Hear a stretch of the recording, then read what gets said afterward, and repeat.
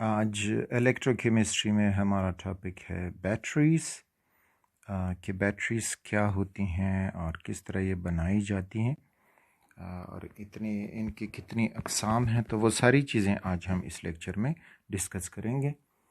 तो first of all battery या batteries ये होती क्या हैं? तो ये होती हैं devices composed of redox cells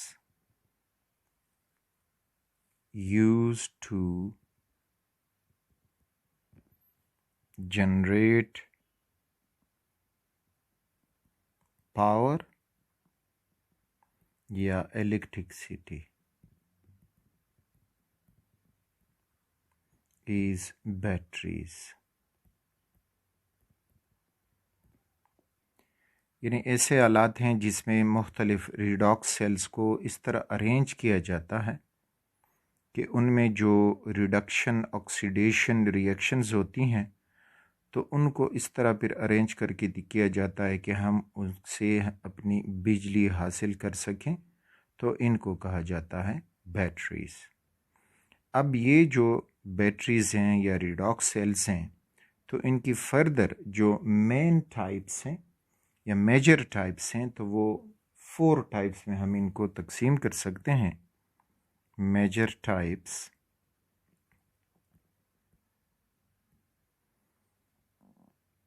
तो इन मेजर टाइप्स में एक कहलाती हैं प्राइमरी बैटरीज या प्राइमरी सेल्स।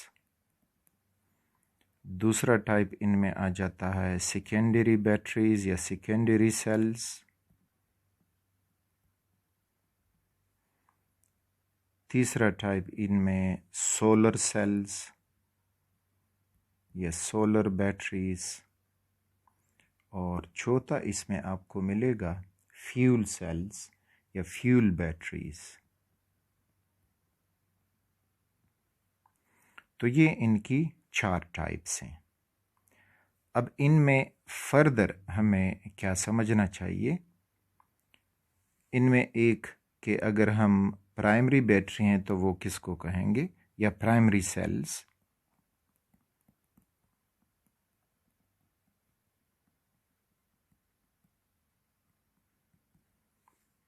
ये प्राइमरी बैटरीज वो होती हैं जिनको हम एक बार इस्तेमाल करने के बाद दोबारा इस्तेमाल नहीं कर सकते। So they are known as primary batteries. इन्हें they can not be recharged, हम उनको दोबारा रिचार्ज नहीं कर सकते, यानी can not be recharged to use again. तो ये कहलाती हैं प्राइमरी बैटरीज। प्राइमरी बैटरी में सबसे जो बड़ा एग्जाम्पल या वेल नोन एग्जाम्पल आपको है, दैट इज़ ड्राई बैटरी या ड्राई सेल। आगे हमारे कोर्स में इसका डिटेल से हम स्टडी करेंगे कि ड्राई सेल या ड्राई बैटरी कैसे काम करती है। नेक्स्ट जो है उसमें सेकेंडरी सेल्स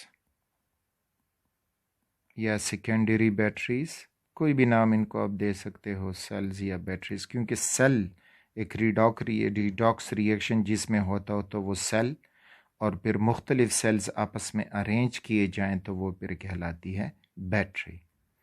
तो जो सेकेंडरी सेल है ये can be recharged once used. एक बार इस्तेमाल करने के बाद हम इनको दोबारा रिचार्ज करते हैं और फिर दोबारा इनको हम इस्तेमाल कर सकते हैं। तो इसकी एग्जाम्पल हमें मिलेगा लेड स्टोरेज बैटरी।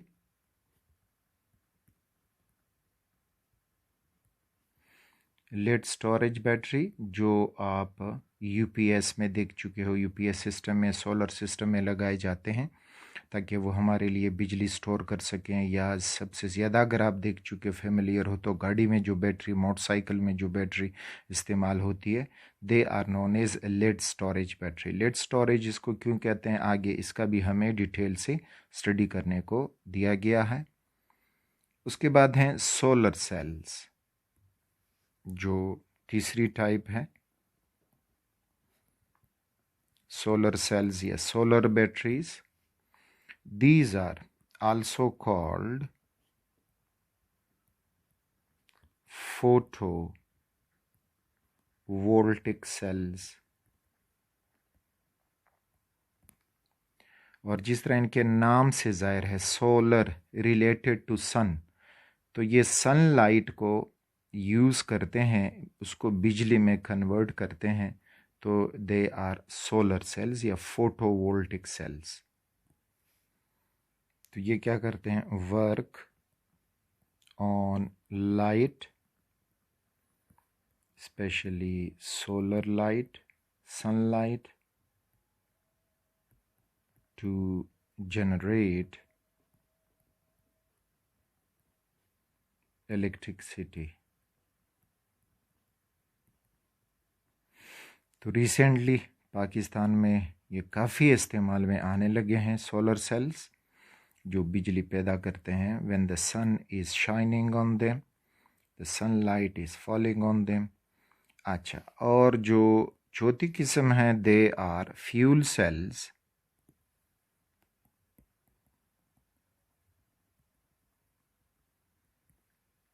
अब फ्यूल सेल्स कुछ ऐसे होते हैं कि इनमें आप मुसलसल फ्यूल डालोगे और वही फ्यूल इलेक्ट्रिसिटी में कन्वर्ट होता जाएगा, जिसको उर्दू में आप कह सकते हैं कि इनमें एक ख़ास ईंधन हम डालते जाएंगे और ये हमें बिजली प्रोवाइड करते जाएंगे।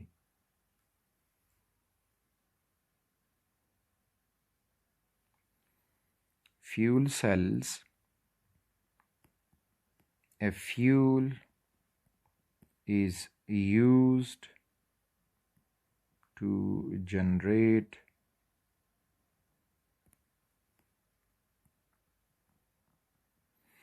पावर या इलेक्ट्रिसिटी। और फ्यूल सेल के मेरिट्स भी हैं, डीमेरिट्स भी हैं, सुपर बैटरीज हैं, और साथ में जो है हाई चार्ज डेंसिटी भी ये देते हैं। ठीक, तो fuel is use to generate power. तो इसमें आगे हम एक पढ़ेंगे हाइड्रोजन फ्यूल सेल।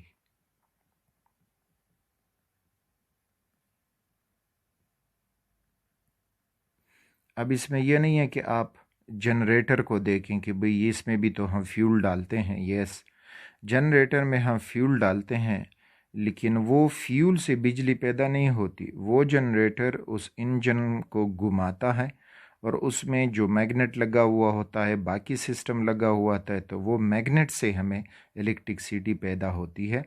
यानी वो फ्यूल जो पेट्रोल वगैरह या गैस उसको सप्लाई किया जाता है, तो वो डायरेक्टली करंट प्रोड्यूस नहीं करता, तो वो फ्यूल सेल्स में नहीं आते। इनमें जो फ्यूल डालोगे वही फ्यूल करंट या इलेक्ट्रिसिटी प्रोड्यूस करेगा। तो ये जो हैं इनके 4 टाइप्स हैं जो हम डिटेल से समझेंगे। तो पहले हम आएंगे प्राइमरी सेल में ड्राई सेल को, फिर lead storage battery, solar cell का बस जस्ट यही एक हमें इंट्रोडक्शन या डिफिनीशन टाइप सा दिया गया है, और फ्यूल सेल फिर उसमें भी हमें डिटेल से समझना होगा। ओके स्टूडेंट्स, तो अब आपको ड्राई सेल का एक ट्रांसवर्स सेक्शन आपको दिखाई दे रहा है। इट इज़ लॉन्गिट्यूडनल सेक्शन उसका लिया गया है। तो इसमें अब ख़ुद भी आपने देखा होगा, इसमें आपको बाहर का एक कंटेनर मिलेगा, and this container is made up of zinc, और उसके ऊपर फिर अपनी कंपनी वाले लेबलिंग वगैरह कर जाते हैं, स्टिकर लगा देते हैं। तो ये जिंक से बना होगा, और फिर उसके अंदर आपको ये रॉड दिखाई दे रहा है। This rod is made up of graphite. तो ये उसमें ग्रेफाइट लगा हुआ है। सपोज करें दिस इज़ दैट रॉड, तो ये कार्बन ग्रेफाइट रॉड।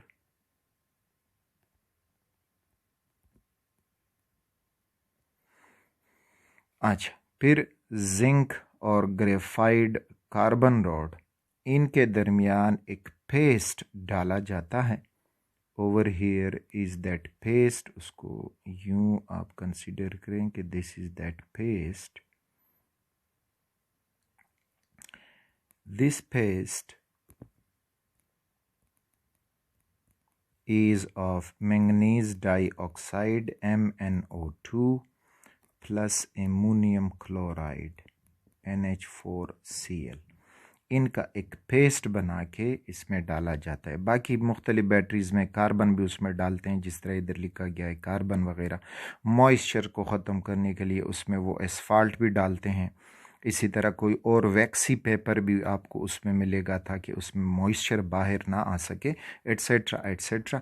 तो लेकिन बेसिक जो कंपोजिशन आपको ड्राई सेल की मिलेगी तो वो जिंक है, उसमें मैंगनीज डाइऑक्साइड, एमोनियम क्लोराइड और ग्रेफाइट है। इस तरह से उनको अरेंज किया जाता है, सील्ड किया जाता है ताकि उसमें कोई एयर जो हो या वाटर वेपर्स अंदर ना जा सकें और अंदर के जो रिएक्शन में प्रोडक्ट मिले हैं वो बाहर ना आ सकें, और इस तरह से ये ड्राई सेल काम करता जाएगा। लेकिन चूंकि ये एक प्राइमरी सेल है, इसको हम दोबारा रिचार्ज नहीं कर सकते और ये दोबारा रिचार्ज नहीं होता, तो इस वजह से dry cell is an example of the primary cells. अच्छा, अब इसका वर्किंग के अब ये काम कैसे करता है, तो वर्किंग के तरफ जब हम आते हैं तो ये हुआ इसका वर्किंग। तो जब भी एक प्रोसेस होगा, इलेक्ट्रोलाइटिक प्रोसेस होगा, तो उसमें एक तरफ एनोड होगा, दूसरी तरफ कैथोड होगा।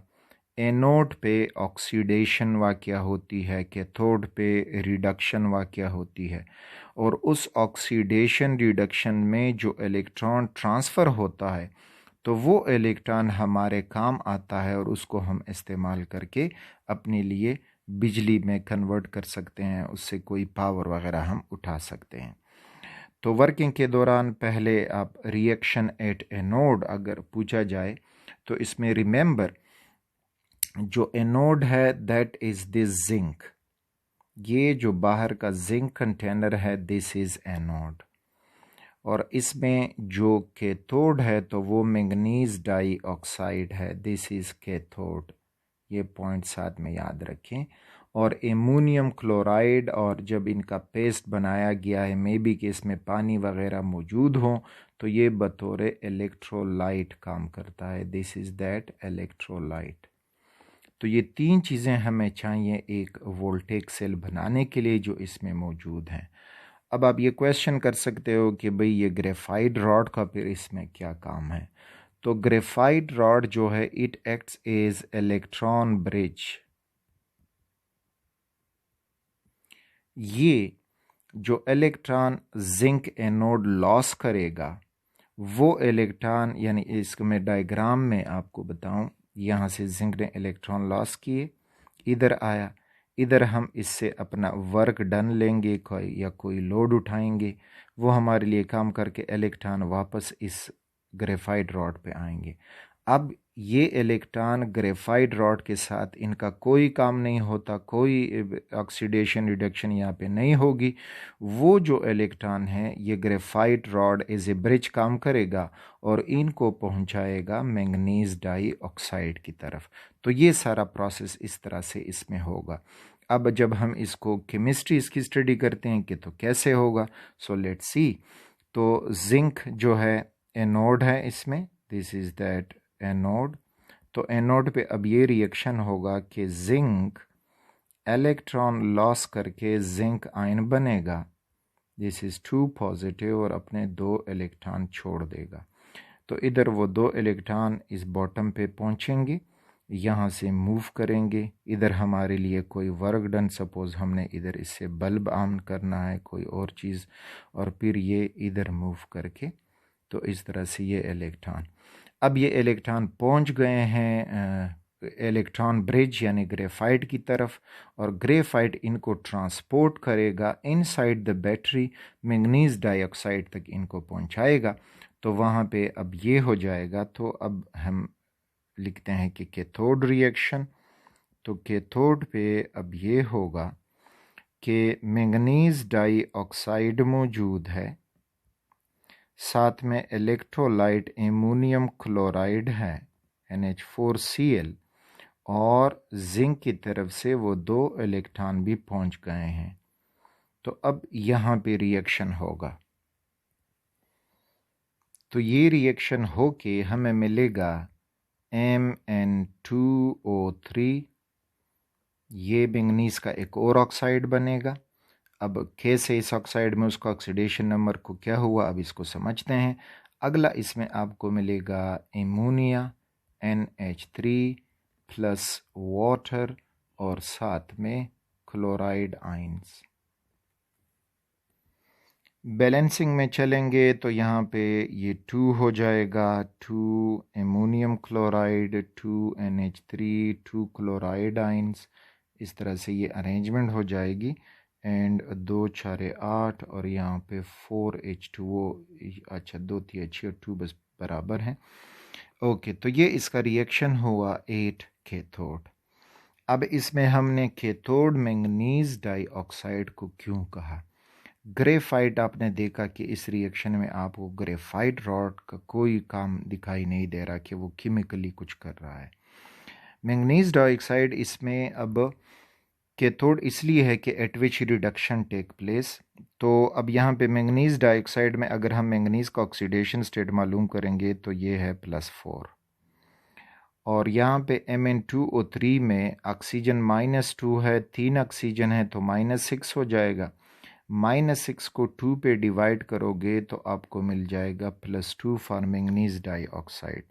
तो मैंगनीज +4 से चला गया है +2 में, तो इसमें हो गया है decrease in oxidation state, and this decrease in oxidation state is known as reduction.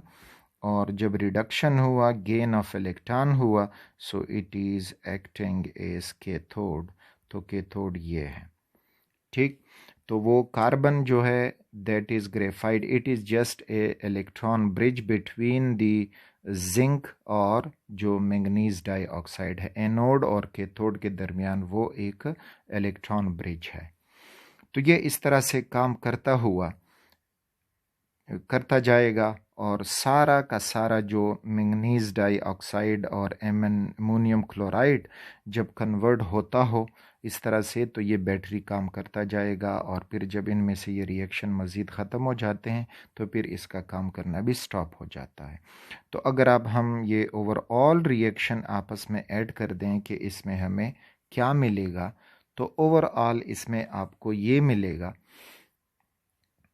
कि अगर आप यहाँ पे देख लें तो ऊपर जिंक था, प्लस यहाँ पे 2MnO2 plus 2 ammonium chloride plus, बस इलेक्ट्रॉन तो कैंसिल हो जाएंगे, ओवरऑल रिएक्शन है तो वो इसके साथ कैंसिल। आगे बना Mn2O3 plus 2NH3 plus H2O। अच्छा, और अब देखें ऊपर जिंक आयन है और नीचे 2 क्लोराइड आयन है, तो you will gate zinc chloride salt. तो इस तरह से ये रिएक्शन होता है। फिर ये जिंक जो है और एमोनिया आपस में और H2O कम्प्लेक्स आयन भी बना लेते हैं, वो भी बनता है इसमें। तो ये सब कुछ था about the working of a dry cell, कि वो किस तरह से काम करता है। तो उसका कंस्ट्रक्शन हमने समझा कि इसमें कंस्ट्रक्शन में क्या क्या चीज़ें इस्तेमाल होती हैं and how it is packed. तो आप इस तरह यहाँ से देख सकते हैं किस तरह से ये पैक किया गया है, और फिर इसकी वर्किंग में कि एनोड पे क्या होता है, कैथोड पे क्या होता है। So this was about the dry cell. Lead storage battery, ये भी सेकेंडरी सेल है। सेकेंडरी सेल वो होते हैं which can be recharged once discharged or used, यानी हम इनको दोबारा बार बार इस्तेमाल कर सकते हैं। ये बैटरी आप प्रैक्टिकली देख सकते हैं गाड़ियों में, मोटरसाइकिल्स में, घर में जो यूपीएस होता है उसके लिए इस्तेमाल की जाती है। इसी तरह जो सोलर सिस्टम है उसमें बिजली को स्टोर करने के लिए इस्तेमाल किया जाता है। जबकि प्राइमरी सेल इससे पहले जो थे वो ऐसे सेल थे कि जो बिजली पैदा करते हैं लेकिन हम दोबारा उनको रिचार्ज नहीं कर सकते। और सेकेंडरी सेल वो होते हैं which can be recharge once discharged. ये lead storage battery 1859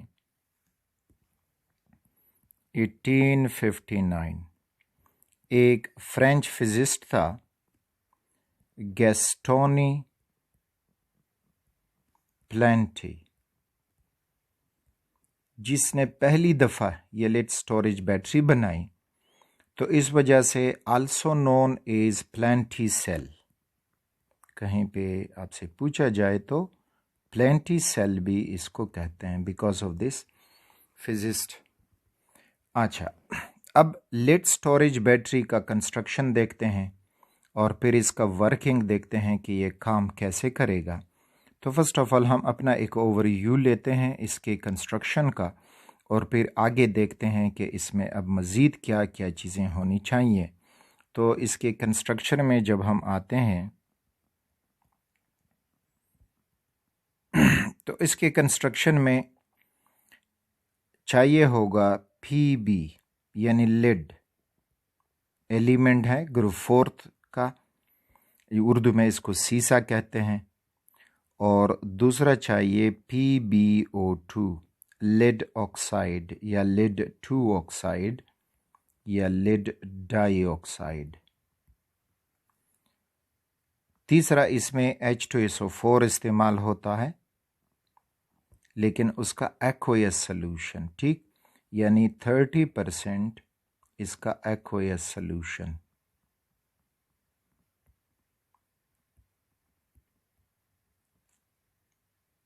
thirty part H2SO4 होगा, बाकी 70 पार्ट उसमें हम पानी डालेंगे तो ये इनमें इस्तेमाल होगा।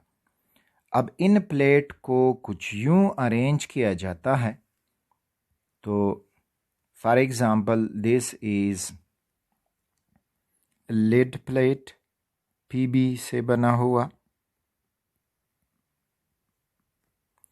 और इसके सामने लगा दिया जाता है लेड ऑक्साइड प्लेट और इनके दरमियान में जो 30% H2SO4 है वो डाला जाता है।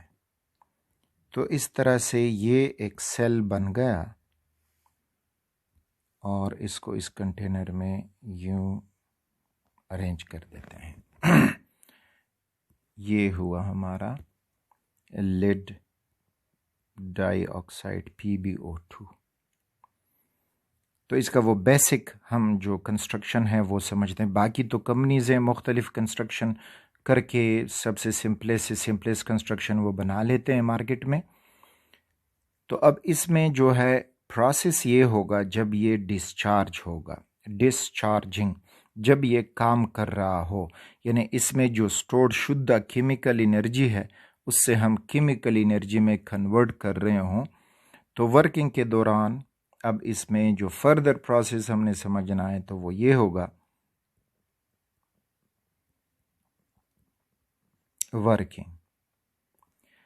वर्किंग में एनोड कौन सा होगा, याद है कुछ, भूल गए हो? Anode at which oxidation take place. तो इसमें लेड जो है, this is lead, it is acting as anode. Lead 2 electron loss करके लेड आयन बन जाता है और इसके 2 शुद्ध इलेक्ट्रॉन। अब सॉल्यूशन में अगर हम देखेंगे तो सल्फेट आयन, यानी अब इसमें जो हाइड्रोजन आयन है और सल्फेट आयन है तो वो आयोनाइज्ड फॉर्म में होगा। तो ये लेड आयन Pb2 पॉजिटिव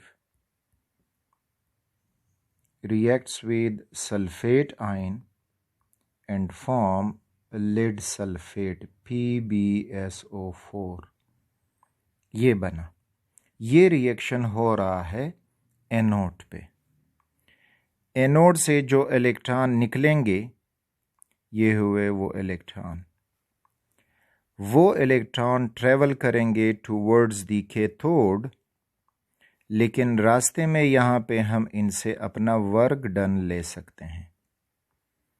और वो इलेक्ट्रॉन जब कैथोड पे पहुंचाएंगे तो cathode is that at which reduction take place, तो ये हो जाएगा कैथोड। कैथोड पे अब जो लेड ऑक्साइड है PbO2, साथ में H2SO4 भी मौजूद है, और वो दो इलेक्ट्रॉन भी पहुंच गए हैं फ्रॉम दी एनोड साइड। इनका रिएक्शन होके लेड सल्फेट बनेगा और साथ में वाटर बनता जाएगा। तो यहाँ से हमें ये मिल रहा है कि वर्किंग के दौरान लेड जो एनोड था वो भी लेड सल्फेट बना PbSO4, और जो लेड ऑक्साइड कैथोड था तो वो भी बना PbSO4। कहाँ से बने? जो H2SO4 मौजूद था तो वो यही काम कर रहा है। तो मीन्स के टाइम के साथ साथ अगर हमसे पूछा जाए तो क्या होगा, कंसंट्रेशन ऑफ PbSO4 इंक्रीजेस, इसका कंसंट्रेशन बढ़ेगा। सिमिलरली कंसंट्रेशन ऑफ H2SO4 का पूछा जाए तो H2SO4 डिक्रीज हो रहा है क्योंकि वो लेड सल्फेट बना रहा है, सो इट डिक्रीजेस।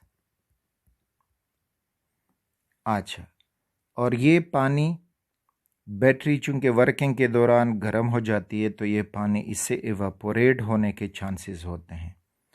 तो आपने उसके ऊपर ढकने देखे होंगे, जब वो ढकना हम खोलते हैं उसमें पानी चेक किया जाता है और फिर उसमें पानी डाला जाता है, लेकिन रेगुलर पानी नहीं, नलके वाला या ये पानी उसमें नहीं डालेंगे, डिस्टिल्ड वाटर उसमें डालेंगे तो इसका जो लाइफ होगा वो ज़्यादा हो जाएगा, बैटरी जल्दी ख़राब नहीं होगी और काफ़ी वक्त के लिए हमें ये बिजली प्रोवाइड करती जाएगी और स्टोर करती जाएगी। तो उसमें डिस्टिल्ड वाटर डालना होगा। तो ये वर्किंग के दौरान आपसे पूछा जा सकता है कि concentration of which species decreases and concentration of which species increases. तो ये जब ये वर्क करता है तो इस फॉर्म में ये सारा प्रोसेस शुरू होगा।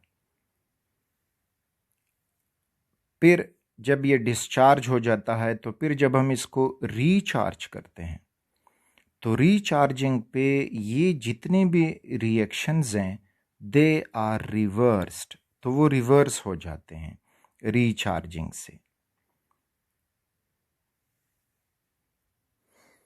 तो यहाँ पे अगर हम ये ओवरऑल रिएक्शन अपने लिए लिख दें दोनों एनोड और कैथोड को मिला के, तो एनोड पे लेड है, कैथोड पे लेड ऑक्साइड है PbO2, और साथ में सल्फ्यूरिक एसिड है H2SO4। ये वर्किंग के दौरान सारे रिएक्टेंट हुए, इधर बन जाएगा PbSO4 लेड सल्फेट और वाटर। तो ये हमारा ओवरऑल रिएक्शन हुआ वर्किंग के दौरान, इसमें लेड सल्फेट बनेगा वगैरह, फिर बैलेंसिंग करेंगे।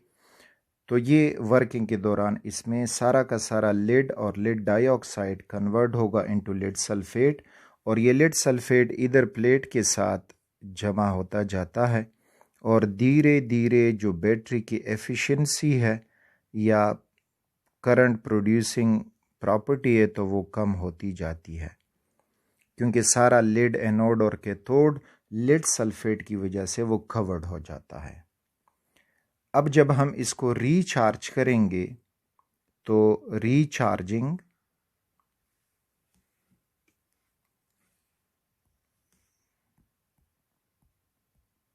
रीचार्जिंग। अच्छा, अब रीचार्जिंग के लिए डिस्चार्जिंग वाला रिएक्शन देखते जाएं। डिस्चार्जिंग में ये हो रहा था कि एनोड पे लिड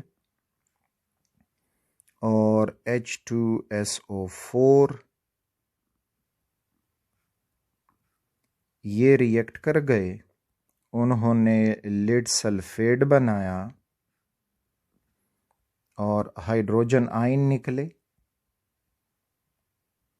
और साथ में 2 इलेक्ट्रॉन। जब हम इसको चार्ज पे लगाएंगे तो चार्ज पे अब यही प्रोसेस या रिएक्शन रिवर्स हो जाएगा। इस फॉर्म में रिवर्स हो जाएगा कि ये जो प्रोडक्ट हैं अब रिएक्टेंट बनेंगे। तो lead sulphate, hydrogen ion is there और इलेक्ट्रॉन अब बाहर से जो बिजली हम कनेक्ट कर जाते हैं तो वो इलेक्ट्रॉन आएंगे और इनको दोबारा कन्वर्ट कर जाएंगे लिड में और H2SO4 में।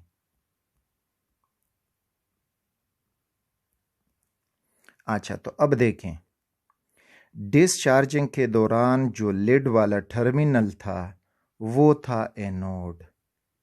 डिस्चार्जिंग के दौरान ये था एनोड। अब जब हम इसको चार्ज कर रहे हैं, so what is happening, gain of electron is taking place. तो मीन्स के अब ये एक्ट करेगा एज कैथोड, क्योंकि अब बाहर से जो डीसी बिजली आ रही है उसमें इलेक्ट्रॉन पहुंच रहे हैं। बाहर से ये बिजली है, उसमें ये इलेक्ट्रॉन आ रहे हैं। तो ये ऊपर वाला reaction as it is reverse हो जाएगा और दोबारा लिड और H2SO4 बनेगा। अच्छा, दूसरा रिएक्शन जो हो रहा था चार्जिंग के दौरान वो ये था कि लिड डाइऑक्साइड था और H2SO4 और साथ में वो 2 इलेक्ट्रॉन, इनका रिएक्शन हुआ तो लिड सल्फेट बना और वाटर बना। अब यही रिएक्शन चार्जिंग के दौरान क्या हो जाएगा कि ये रिएक्शन दोबारा, अब ये जो प्रोडक्ट है इनको रिएक्टेंट कर दें तो लिड सल्फेट प्लस वाटर, अब क्या कि लिड ऑक्साइड बन जाएगा इधर, प्लस H2SO4 बनेगा और साथ में 2 इलेक्ट्रॉन निकल जाएंगे।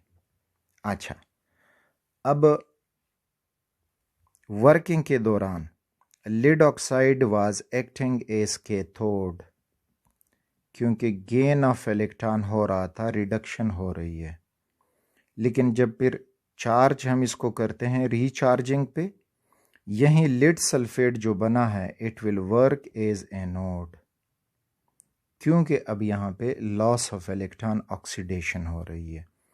तो ये ब्लू वाले रिएक्शन जब ये डिस्चार्ज हो रहा हो बैटरी, और ये रेड वाले जब ये रीचार्ज हो रहा हो, तो रीचार्जिंग के दौरान वही रिएक्शन रिवर्स हो जाएंगे एज ए होल।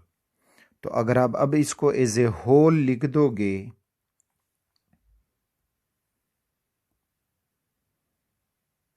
कौन से रिएक्शन, ये रेड वाले जस्ट, ठीक। तो रेड वाले में लिड सल्फेट, तो सपोज करें हम लिख दें कि 2 lead sulphate PbSO4 plus hydrogen ion और इधर H2O, बस वही हाइड्रोजन आयन और H2O तो H3O ही बन जाएगा। आज और आगे अब आया ये इलेक्ट्रॉन और ये इलेक्ट्रॉन कैंसिल हुए, रेड वाले को मैं ऐड कर रहा हूं और इधर Pb बना प्लस PbO2 बना और उधर H2SO4, ये H2SO4 तो लिख दो कि 2H2SO4। तो इस तरह से वही ओरिजिनल प्रोडक्ट बने जिससे ये बैटरी बनाई गई थी। कैसे ओरिजिनल प्रोडक्ट, ये लिड एनोड प्लेट था जब बैटरी बनाई जा रही थी, लिड ऑक्साइड कैथोड था और ये H2SO4 वहीं इलेक्ट्रोलाइट एक्वस फॉर्म में। तो इस तरह से अब फिर जब चार्ज होगा तो यही रिएक्शन रिवर्स कर दें, तो ये ब्लू वाले रिएक्शन हैं ये काम करना शुरू करेंगे। तो ये इसके रिएक्शन हैं जब ये डिस्चार्ज हो रहा हो, डिस्चार्जिंग, और ये रेड वाले हैं अपॉन रीचार्जिंग। तो इस तरह से ये बैटरी काम करती रहती है और इसमें अगर हम प्रॉपर वक्फों से पानी देखते जाएं कि वो एवापोरेट ना हुआ हो, क्योंकि जब ये सारा पानी एवापोरेट हो जाता है तो pure H2SO4 is not an electrolyte, क्योंकि इलेक्ट्रोलाइट में आयन चाहिए, मूवेबल आयन, फ्री आयन होने चाहिए। तो फिर ये जब ये प्योर हो जाएगा तो इस वजह से वो काम नहीं करेगा। और पानी भी उसमें फिर डिस्टिल्ड वाटर डालना चाहिए, not the ordinary tape water, क्योंकि उसमें मिनरल्स वगैरह होते हैं और वो उसकी एफिशिएंसी को ख़राब कर सकते हैं। अच्छा, तो लेड स्टोरेज बैटरी में अब आपको कुछ और इन्फॉर्मेशन शेयर हो जाएं। ये बिल्कुल सारे वो प्लेट्स लगे हुए हैं और इनमें अब ये 1 2 3 4 5 6 ये 6 सेल लगे हुए हैं, सेल्स। इसमें से हर एक cell 2 volt potential difference show करता है। तो टोटल जमा करके multiplied 6 you will get 12 volts. फिर यहाँ पे जो ये डायग्राम में दिया गया है कि अब इसमें जो ये एक है कंटेनर या ब्लॉक आपको मिल रहा है, तो इस एक ब्लॉक के अंदर आपको वो प्लेट्स दिखाई दे रहे हैं कि इसमें लिड ऑक्साइड डाइऑक्साइड प्लेट है और लिड है स्पॉन्जी टाइप का। स्पॉन्जी टाइप थोड़ा सा वो सॉफ्ट होता है, और plates in a solution of H2SO4 and H2O, और इसमें वो सोल्यूशन डाला जाता है। ये आपको ये एक ब्लॉक दिखाई दे रहा है। तो इसमें लिड ऑक्साइड जो है that is acting as cathode, जो हमने डिटेल से देखा, और लिड जो है it is acting as anode. तो इस तरह से इस एक सेल से जिसमें से बिजली निकलती है तो ये 2 वोल्ट हमें देगा। तो इस तरह से फिर 1 2 3 4 5 6 सेल्स हैं, तो सबसे हमें फिर 12 वोल्ट का पोटेंशियल डिफरेंस मिलेगा। तो ये इसकी कुछ एक और ग्राफिकल रिप्रेजेंटेशन आपके जहन में आ जाएं, कभी वो पूछ सकते हैं कि एक सेल उसमें जो है वो कितनी जो है वोल्ट प्रोड्यूस कर सकता है। तो एक सेल में 1 2 3 4 5 6 जो है फर्दर उसमें छोटे छोटे सेल्स हैं। उन छोटे छोटे सेल्स में एक एनोड और एक कैथोड, ये एक सेल बना देता है। ये हुआ दूसरा सेल, तीसरा, चौथा सेल, पांचवा सेल और इस तरह से छठा सेल। तो ये आपको इसमें वो सेल मिलेंगे फर्दर जो सेल हैं। Fuel cells, this is the topic. ये इलेक्ट्रोकेमिकल सेल्स हैं या devices producing electricity by providing a fuel.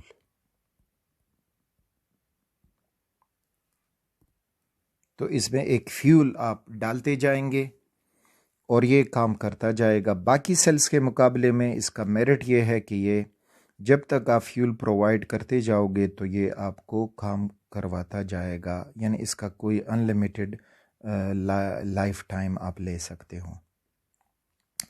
तो इसमें जो फ्यूल होगा, एक इसमें होगा फ्यूल और दूसरा कोई ऑक्सीडेंट। इन दोनों का आपस में जो रिएक्शन होता है रिडॉक्स रिएक्शन,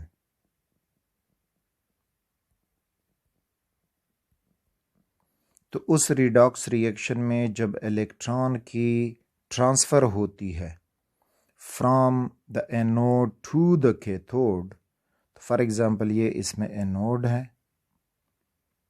और ये यहाँ पे कैथोड है,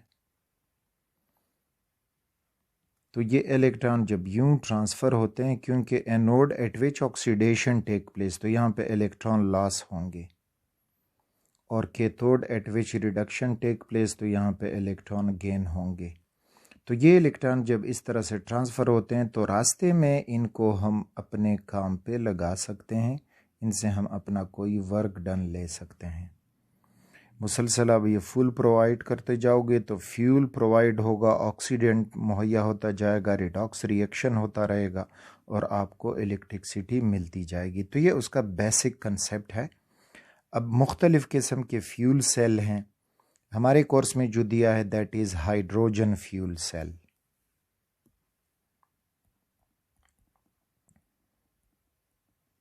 हाइड्रोजन फ्यूल सेल, इसका डायग्राम भी फिर समझते हैं कि डायग्राम में क्या है। और यहाँ पे hydrogen fuel cell, hydrogen fuel cell में जो फ्यूल होगा, फ्यूल इज हाइड्रोजन गैस। अच्छा, अब ये जो ऊपर हमने फ्यूल, वो गैस भी हो सकता है, लिक्विड भी हो सकता है और सॉलिड भी हो सकता है। तो फ्यूल जो है इसमें हाइड्रोजन गैस है। ऑक्सीडेंट यहाँ पे जो प्रोवाइड होगा दैट इज ऑक्सीजन गैस। इन दोनों का जब रिडॉक्स रिएक्शन होगा, ये हुआ इनका रिडॉक्स रिएक्शन,